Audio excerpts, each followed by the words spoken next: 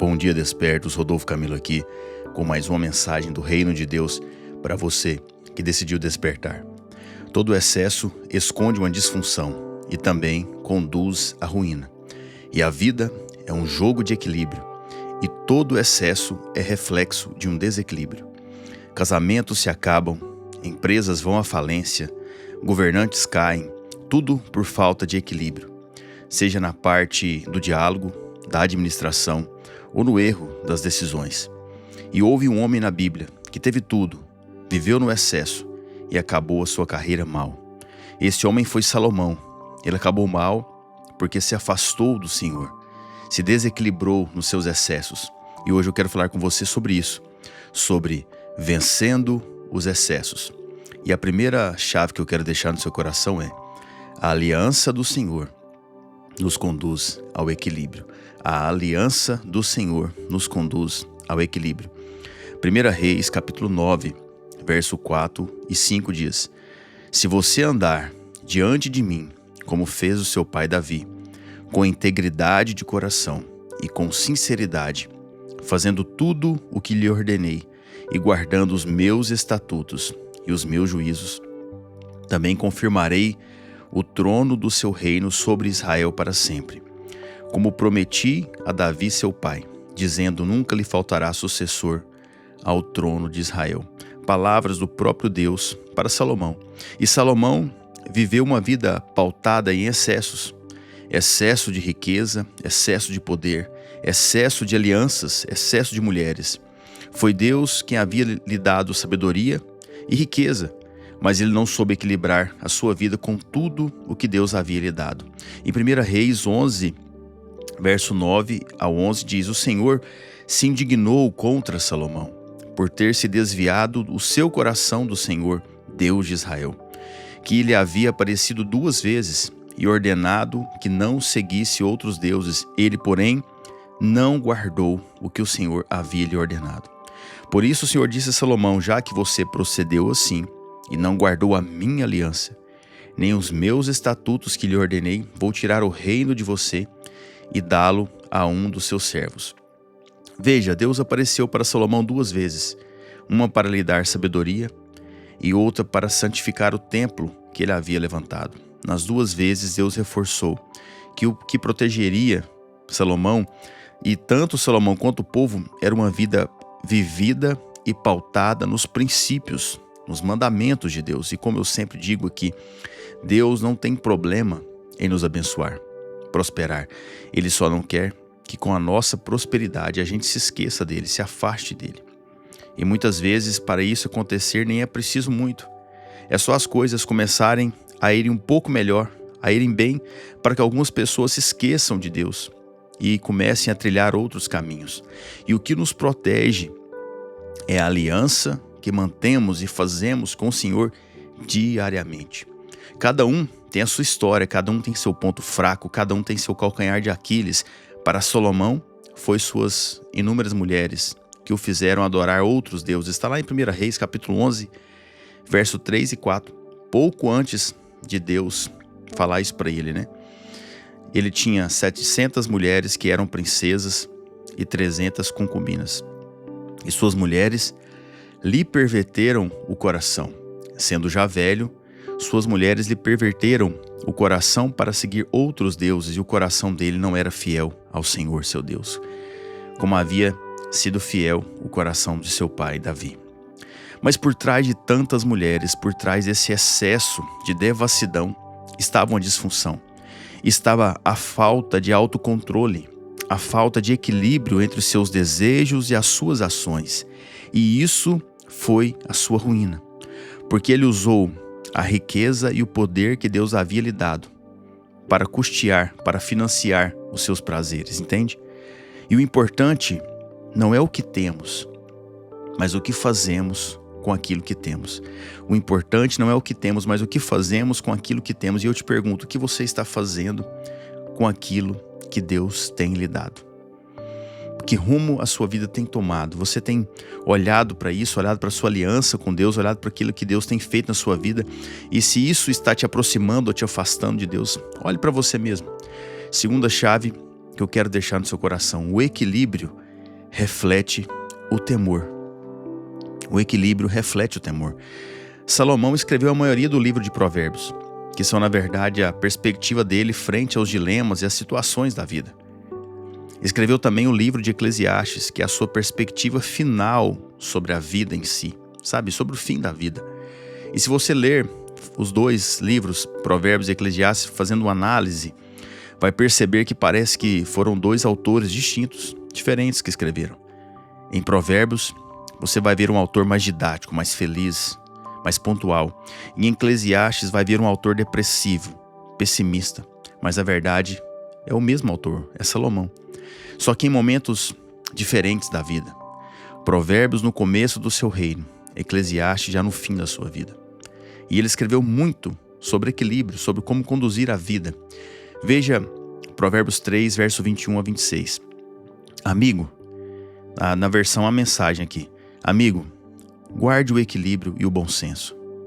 Não os perca de vista nem por um minuto. Eles guardarão a sua alma viva e feliz. Manterão você saudável e alegre.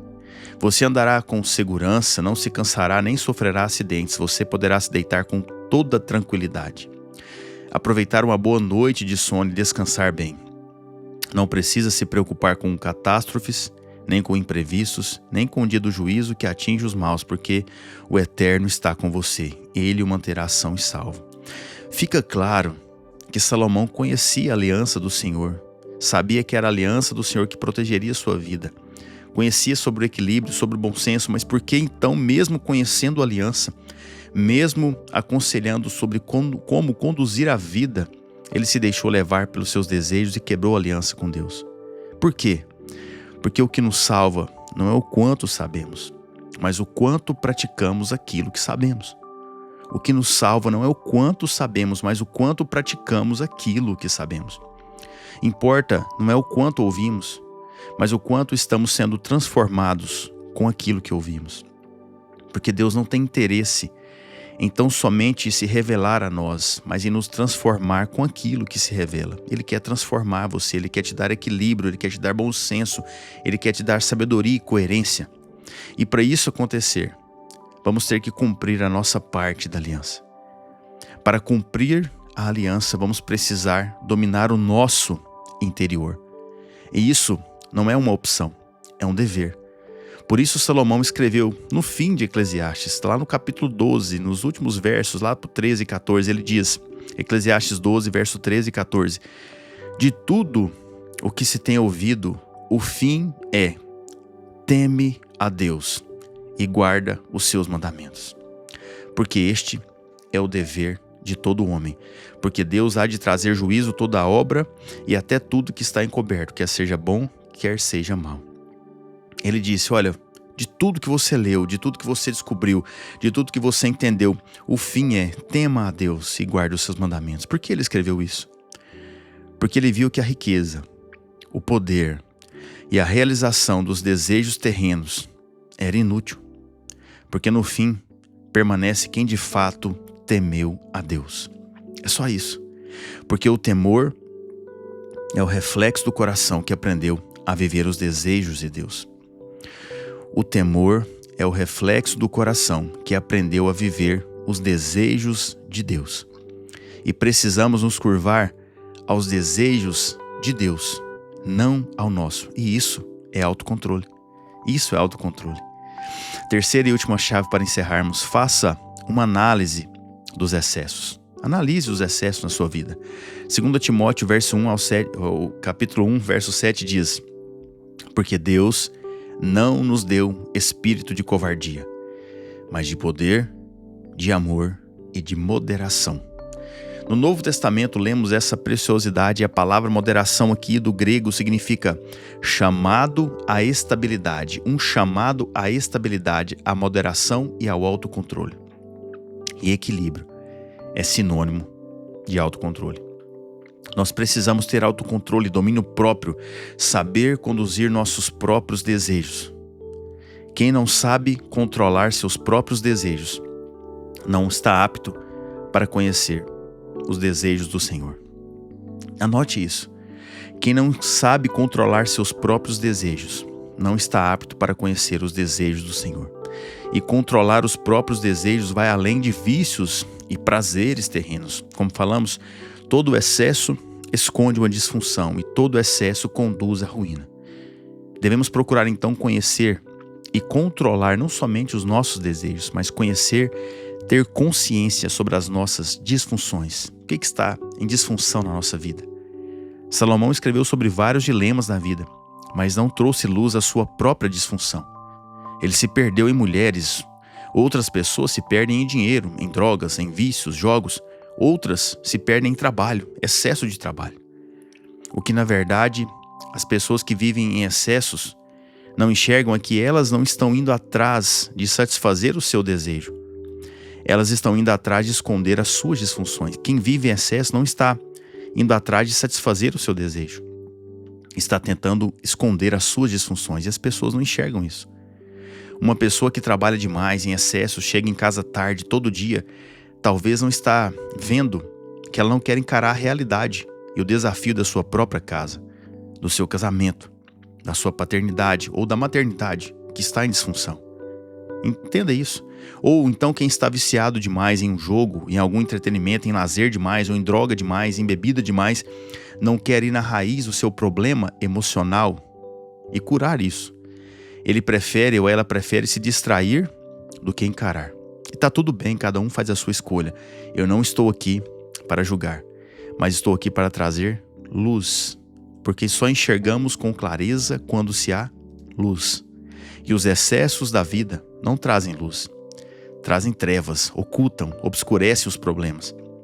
Por isso é tão importante olharmos para a nossa vida, analisar, ver quais são os excessos para curarmos então as nossas disfunções, porque nós precisamos conduzir bem todas as áreas da nossa vida, sem disfunções, sem excessos, mas com sabedoria, coerência, em equilíbrio, porque quem vence os excessos cura as disfunções. E o meu desejo é que você cure todas as disfunções que porventura tenham na sua vida, amém? E só Deus pode fazer isso. Eu quero orar por você.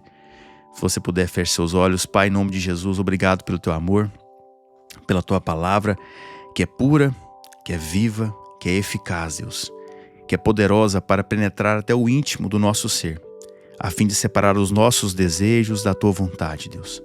Eu oro por essa pessoa que me escuta, para que o Senhor traga luz sobre a alma dela, sobre o espírito dela, Deus, para que o Senhor revele todas as disfunções e não somente revele, mas traga cura, transforme essa pessoa por completo, Pai.